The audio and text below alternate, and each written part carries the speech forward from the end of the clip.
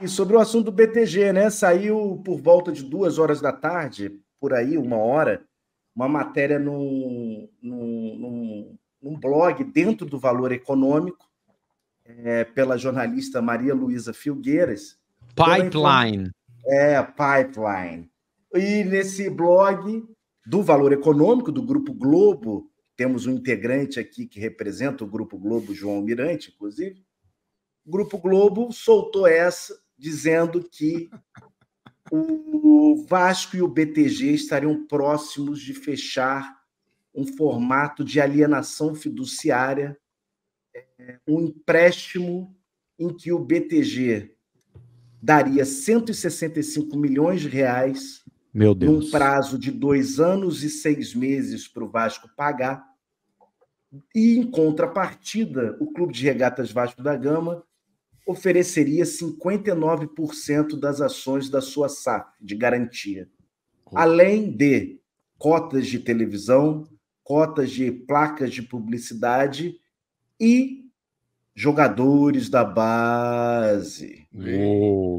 É a garantia que o Vasco tem para oferecer.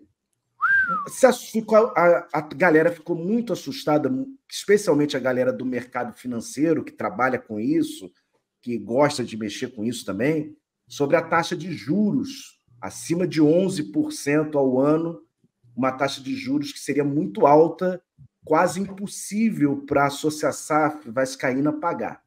Qual é a pegadinha? Esse formato de alienação fiduciária só funciona com a recuperação judicial. Não tem como ter esse jeito de emprestar dinheiro, esse jeito específico, sem ser pela recuperação judicial. Então, a ideia seria: Vasco pegaria esses 160 milhões, pagaria, atacaria a dívida, que é quase de 800 milhões do Vasco, e sabe-se lá de quanto de curto e médio prazo, vamos dizer 400 milhões. Então, em vez do cara que está devendo, o Vasco deve 100, o Vasco falaria para ele: vou te pagar 20, vou te pagar 10, em cash, à vista. Você aceita? Ele aceitaria e o Vasco teria uma amortização de 90%, 80%, 70% das dívidas, o que faria que essa dívida de 700, 500, 400 milhões caísse para esses 600, 160, 150 milhões. O Pedrosa, logo depois, soltou a informação de que o Vasco também pegaria uma parte desse valor para fazer o CT dele, aquela integralização do CT da base com os profissionais. A gente teve essa informação no Expresso ontem.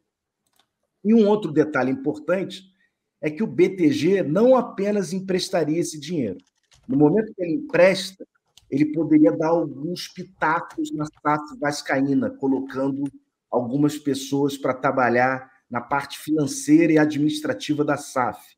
Outro ponto importante, o BTG também atuaria como um intermediário para uma possível venda do Vasco, né? Então, ele não estaria apenas emprestando dinheiro, ele estaria ali fazendo uma intermediação, como a XP fez com Cruzeiro, Botafogo e Curitiba. O que já começa bem errado, né, Danda? Exato, porque é como se fosse um empréstimo ponte, né, Mineiro? É como se fosse um empréstimo, você já está amarrado ali no esquema.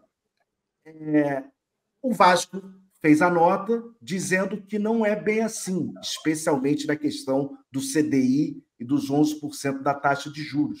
Mas ele não negou.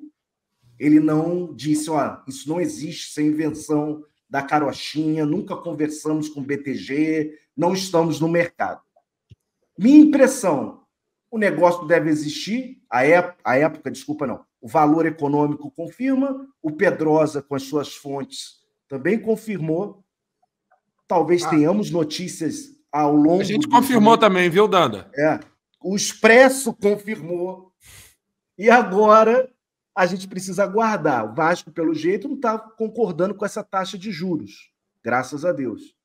Vamos ver como é que vai funcionar. Recuperação judicial tem que ser... Não dá para você fazer uma recuperação judicial e não atacar a dívida e contar com a boa vontade dos credores. Esse é um outro ponto importante. O credor tem que topar a brincadeira e, se for judicial, homologada pelo juiz todo o plano de pagamento aos credores, a assembleia feita com os credores, é um papo chato. Além disso, acredito eu, esse empréstimo de 165 milhões tem que passar pelo conselho dos nossos beneméritos, da fauna vascaína política para ser aprovado.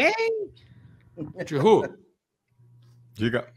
Rapidamente, que eu tô vendo o horário aqui, que já estou imaginando que você está querendo trocar aí. Só acho que a gente vai conversar e debater isso no pós-jogo, né, com mais calma, Danda.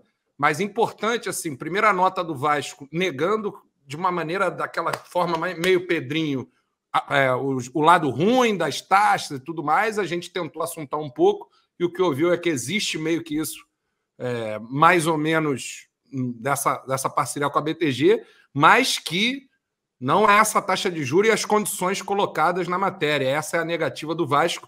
E dentro do Vasco, o que eu senti é de algo com positividade com relação a isso. Toda a torcida, evidentemente, ficou muito preocupada, mas o pessoal ficou numa positividade com relação à questão da recuperação judicial, de botar as contas em dias, enfim.